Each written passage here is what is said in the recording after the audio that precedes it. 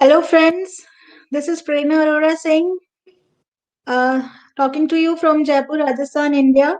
And as I said earlier, today we have a one international friend with us, and most of the NGOs people know Valeria. Valeria, welcome to the our talk show, Drive Safer, Mission Possible. Thank you for And hi, Valeria. hello. Valeria is the Alliance Partnership Manager. She is responsible for relationships with funders and global partners, building the organization's profile with key road safety stakeholders, managing projects, including the global meeting, and representing the Alliance. She has been working for the Alliance since 2016, having worked in the non-profit sector for over 8 years in Chile, Spain, Uruguay, and the US, first in housing and development projects before moving into road safety in 2015 with Foundation Gonzalo Rodriguez. And she lives in Uruguay, and from there she works for the Global Alliance. So, welcome, Valeria, once again. And as you are aware that in India right now it is India National Road Safety Month is going on since 18th of January. It's the first time we are now celebrating a whole month as a National Road Safety Month. Otherwise, before that it was 1 week celebration was happened since previous year. And in this year we as my people's trust is associated with many other national organizations, so we started one safe speed challenge program where our women, five women drivers, take this challenge, and they challenge to the road users of the India to show them that if we wanna drive safely, we can do it on a longer routes as well. We can maintain speed, we can maintain distance, we can use safety devices, which whatever things we expect from the road user to follow while they are using roads. So I just want to show you one compilation of that the whole journey which was completed.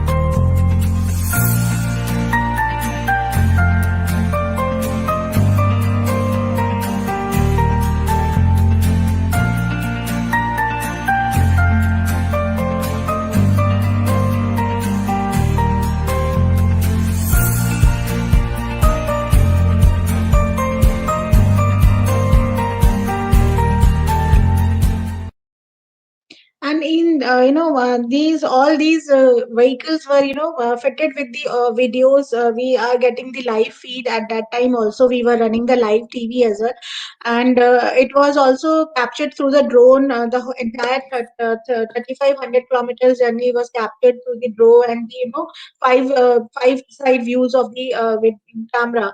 So we and one artificial intelligence software was also situated fitted in the every each vehicle, so to see the probable threats coming down, and which they that you must have known about that software which locate the probable threat that something is coming down. So we now we have the entire 3,500 kilometers data. So we I'll just gonna show you one example that these Okay. type of short videos we have developed now after that, and now we gonna use it as an educational tool to show the people also that how they behave and how it, like, see this motorcyclist is coming from Yeah. on a wrong Yes. way. But our drivers' speed was in a control way, so they didn't met with an accident. Otherwise it was a probable threat of probable road crash was happened if our drivers were in the speed. So that is this type of videos, the entire journey we have recorded now, and we have many videos with us to show the to the general public with our message, with the scientific way, that this is, look, this is happening, and this is how you we do mistakes on roads and creates road crashes. And this talk show's name, Drive Safer Mission Possible, also emerges from that particular successful journey of our women driver. So this is the idea about our campaign which we are running right now, and it relates with the global road safety week also, that's slowing down and bringing safe speed. So I just wanted to now I'm gonna come to you, and as you represent global lines of NGOs as a partnership manager, and you're working there from since last 5 years, I think. So what exactly Global Alliance is doing, and if you can throw a light on it, who is Global Alliance?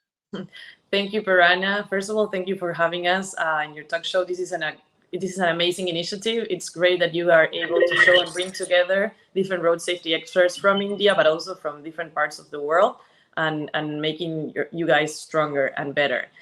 So as you mentioned, I represent the Alliance. The Alliance is a global organization that gathers over 252 NGOs from around the world that work on road safety. And what we do, we work to create a strong platform where we can unite, empower, and strengthen civil society working on road safety around the world. And we do that mainly through three main pillars. One is networking and sharing. So we try to build a strong network to support each other, to advocate in a stronger way. We provide capacity building to NGOs on specific topics and specific skills that are needed to move forward with their work in their countries. And we work on global advocacy at a global level, and also we promote and support NGOs to do advocacy at a local level. So that is in a nutshell what we do.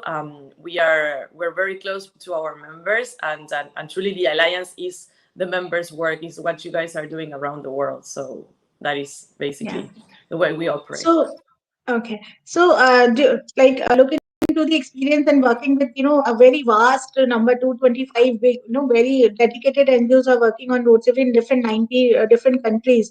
So, what, like in your experience, what issues you see around the globe, like in 90 countries, while you are working with the NGOs, what exactly the issues you think needs to be addressed on a priority basis, and where NGOs can, support?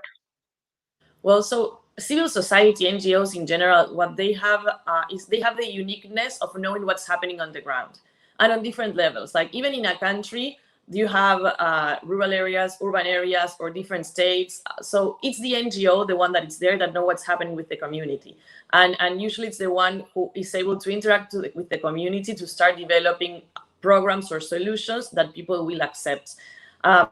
Generally speaking, around the world, what are the issues that need to be addressed? WHO, the World Health Organization, has been working on this forever, prioritizing what are the issues. And if we go to the first decade of action and now the second decade of action for road safety, the items are Yes, quite clear over there.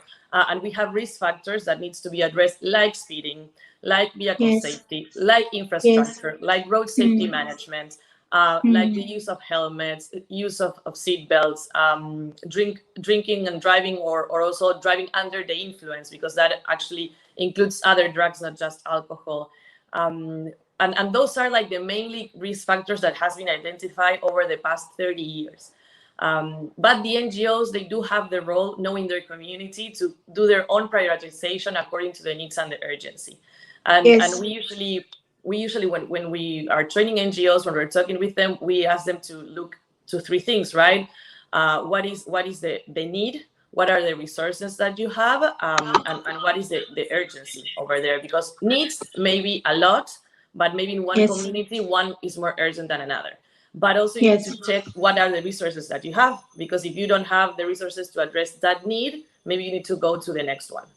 So it is, for us, the role of the NGOs is to be the voice, the eyes, and the boots on the grounds to make these changes. We as international organization or international platform, what we can do is support and try to leverage or provide the tools so you can leverage those opportunities locally. But you are the ones that you're the ones that know. Yeah. Now my next question is for the India specific, because like I'm from India, and I know many of the NGOs in my India circle are member of Global Alliance. So what exactly Global Alliance with Indian partners are doing work like in India? What exactly you are doing with India partners? Well, in 2018, the World Economic Forum issued the Road Safety Manifesto, and as part of it, the Indian Partnership for Road Safety was created. And this Road Safety Manifesto established a set of priorities and problems that are in India.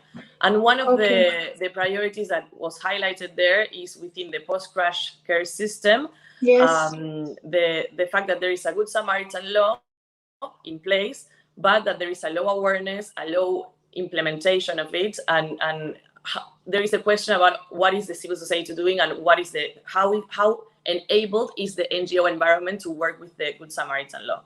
Yes. So based on that, and based on the fact that we received funding to work in India specifically, we started first doing an analysis that was during 2019 to understand the reality about the legal framework of the Good Samaritan law, about the level of awareness of the society, but also the civil society, and what tools did the NGOs were having and were asking to have.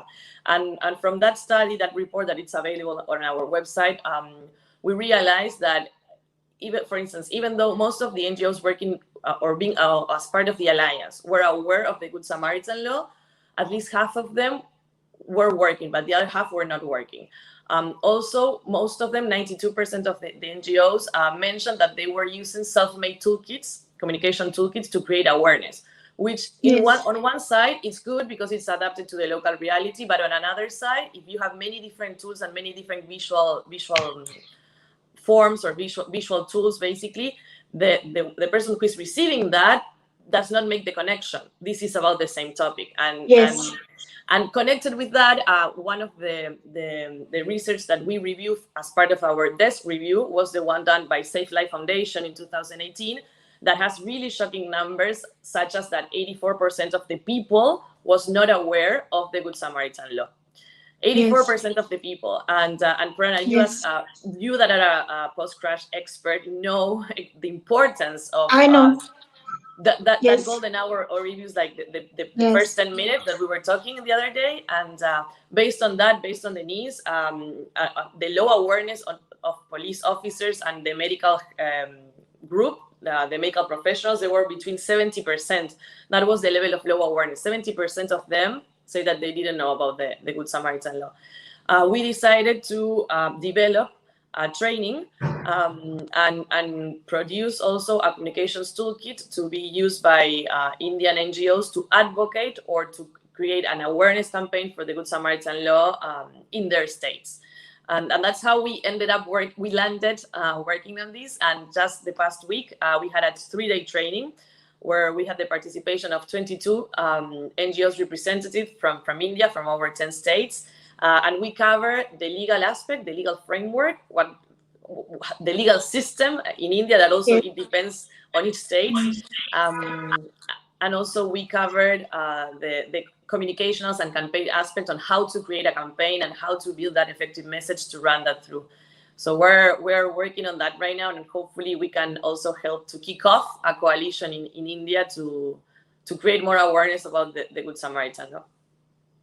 Yeah, this is a good idea, because I also attended that training for 3 days, and it was really very good. And I thank you on this platform as well that you guys really did a very hard work to first bring all of us at one platform for 3 days, and now we are moving towards to make a collation on Good Samaritan, which is a very great, as in being an individual and a post crash care management person, and know what is the ground reality in our country.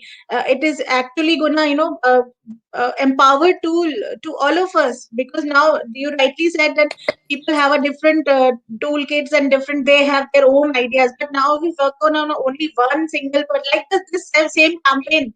Like we are in the banner of India against road crash. Everybody is on the banner. So it is creating impact, and it is now global. Talking talking under the global platform, and people are appreciating that. And David Ward and Rob McLaren, people are want to come on that. You have spared your time to chat, to talk to on this. So that is the idea, and I am very hopeful that whenever this coalition will form, and this will become a milestone, or maybe I say a game changer in post crash care management system in India. That I'm looking forward for that. My last question is for the Commit to Act campaign, because Global Alliance is now known as Commit to Act campaign, and you have asked us also. So if you can throw a light on that, what it is and what exactly you are hoping from our side, from our, all of us, that what exactly we gonna do in Commit to Act, and how we can mobilize our governments in there. Definitely. So I'm going to give you a little bit of a background about the campaign, and Sure. also what happened and how we have evolved with the campaign.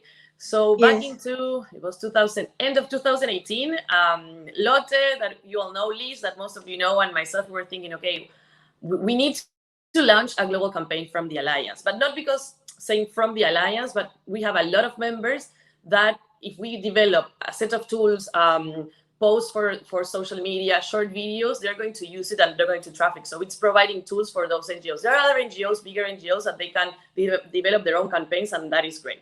So we wanted to do something that was open enough that people could Yes. feel related to. Being Mm. 90 countries, that is a challenge. Exactly. And Mm. we were using, kind of leveraging the theme of the UN Road Safety Week from 2019, that was Speak Up. And the theme was focused on leadership.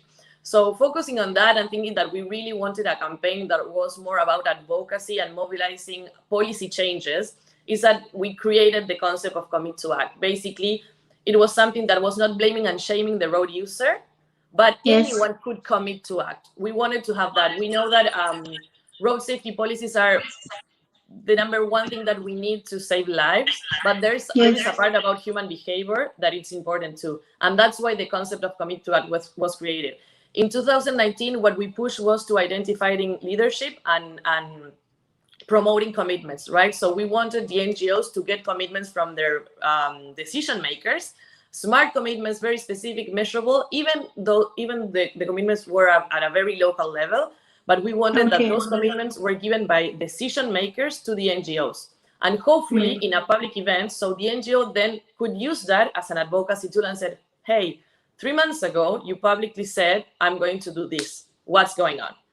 So that was Okay. the spirit in 2019, and it was really a great pilot, a great first year. We had a lot of NGOs getting on board, and we got over 53 commitments on our commitment tracker, which meant that we ended up in Sweden, Stockholm, in the third ministerial conference with a commitment tracker, which is a map that shows the commitments in each part of the world.